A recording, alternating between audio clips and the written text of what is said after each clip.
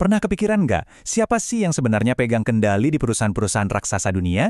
Selamat datang, hari ini kita akan bongkar mitos tentang adanya satu praktik terbaik dalam tata kelola perusahaan. Kita akan lihat kenapa cara yang sukses di Berlin misalnya, bisa gagal total di Silicon Valley. Yuk, kita mulai petualangannya. Oke, kita langsung aja ke pertanyaan utamanya. Apa sih cara yang paling baik buat menjalankan sebuah perusahaan? Mungkin Anda langsung kepikiran, oh ya pasti dengan dewan direksi yang kuat dan independen. Kedengarannya logis banget kan? Nah, siap-siap ya, karena saya akan tunjukin kenapa jawaban yang kelihatannya sempurna itu sebetulnya kurang tepat. Intinya, semua itu kembali ke satu pertanyaan penting. Siapa bosnya dan mereka setia sama siapa? Ternyata, tiap negara punya jawaban yang beda-beda banget, yang terbentuk dari sejarah dan budaya mereka masing-masing. Yuk kita lihat beberapa model utamanya. Baiklah, ini dia peta perjalanan kita. Pertama, kita akan hancurkan mitos satu ukuran untuk semua. Terus kita akan gali lebih dalam dua cetak biru arsitektur utama yang membentuk perusahaan di seluruh dunia.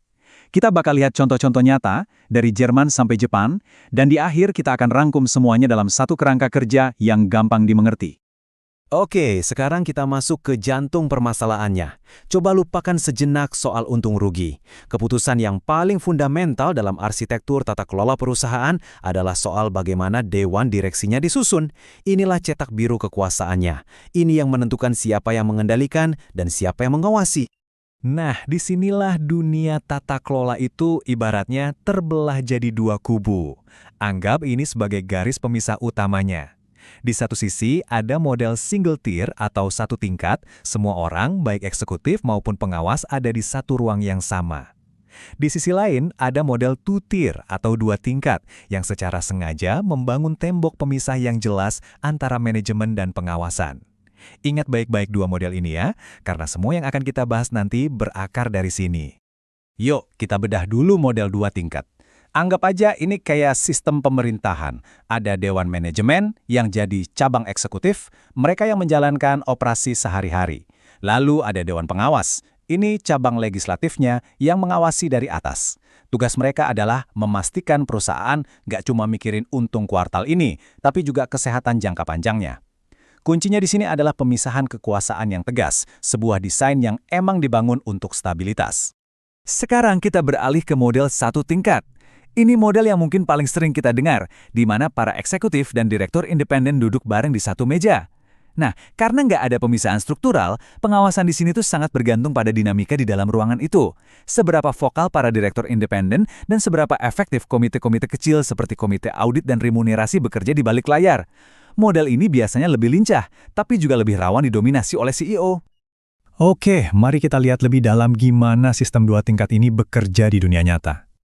Dan kalau kita bicara sistem dua tingkat, contoh paling klasiknya ya Jerman. Model mereka itu udah kayak mesin yang dirancang dengan presisi tinggi, terkenal efisien, dan punya satu fitur unik yang mungkin bakal bikin Anda kaget.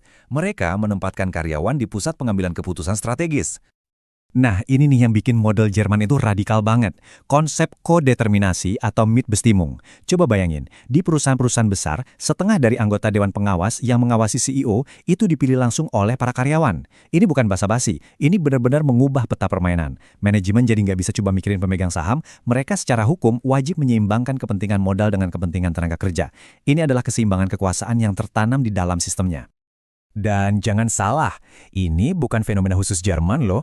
Arsitektur pemisahan kekuasaan ini juga jadi fondasi di negara-negara maju lain seperti Belanda dan negara-negara Skandinavia, bahkan Tiongkok pun mengadopsi versi mereka sendiri. Tentu, masing-masing dengan sentuhan lokalnya, tapi ide dasarnya tetap sama. Ada satu kasus menarik di Belanda yang nunjukin gimana model ini bekerja. Jadi sebuah perusahaan Belanda, Akzo Nobel, mau dibeli sama perusahaan Amerika. Bukannya senang, dewan direksinya malah nolak mentah-mentah. Alasannya? Mereka bilang pengambil alihan ini bakal berdampak buruk buat karyawan mereka. Dan yang lebih mengejutkan, pengadilan setuju dengan mereka. Sekarang kita nyebrang ke model satu tingkat yang sebetulnya lebih umum, tapi variasinya jauh lebih banyak. Ingat, hanya karena ada satu dewan, bukan berarti gayanya cuma satu.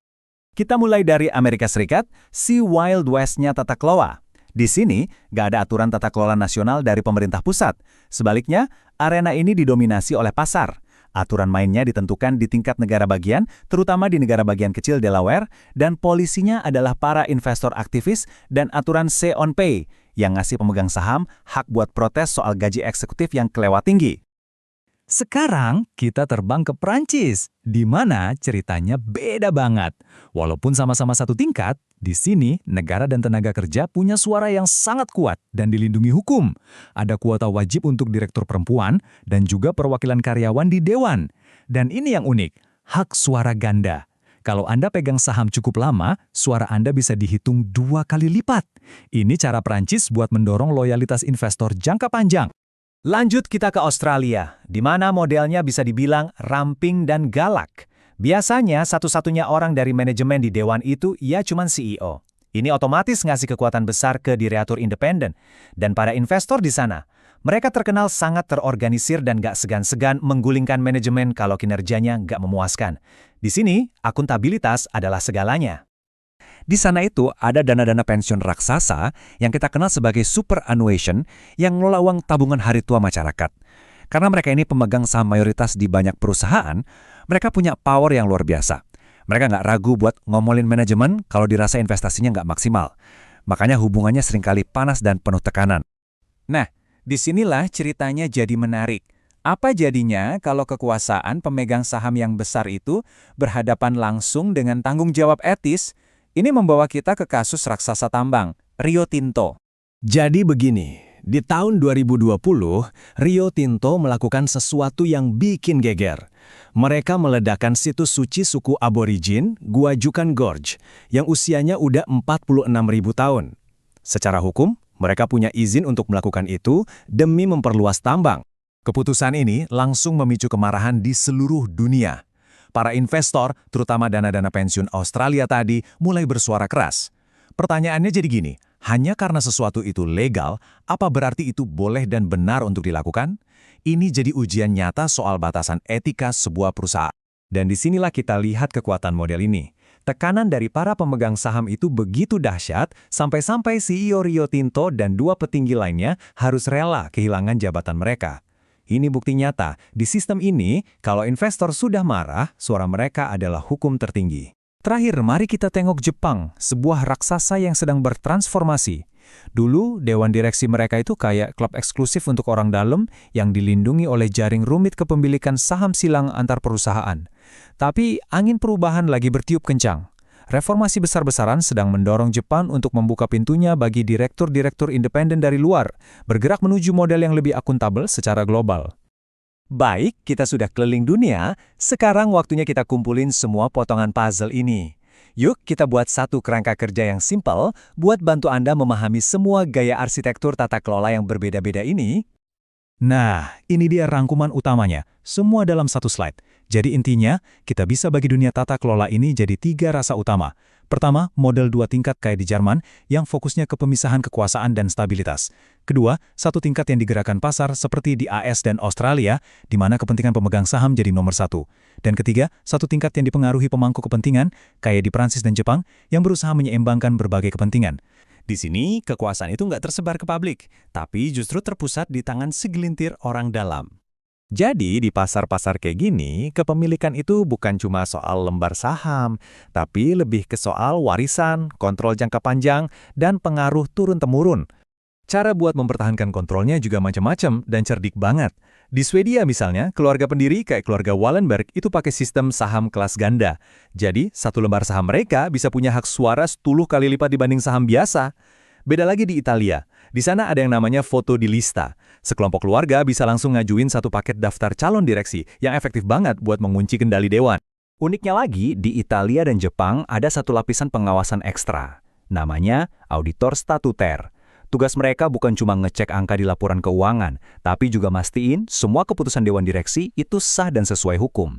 Ini cara lain buat ngejaga supaya manajemen nggak macam-macam. Jadi, apa kesimpulan terbesarnya? Lupakan deh gagasan soal mencari satu sistem yang terbaik. Kuncinya adalah konteks. Tata kelola yang baik itu bukan soal memaksakan model Silicon Valley ke perusahaan di Tokyo, tapi tentang memahami cetak biru lokal, sejarahnya, budayanya, hukumnya, dan menilai seberapa baik sebuah perusahaan beroperasi di dalam sistem itu. Kualitas itu ada di keselarasan, bukan keseragaman. Nah, sebelum kita tutup, saya jadi penasaran nih. Dari semua model yang sudah kita bahas, model negara mana sih yang paling bikin Anda kaget atau tertarik?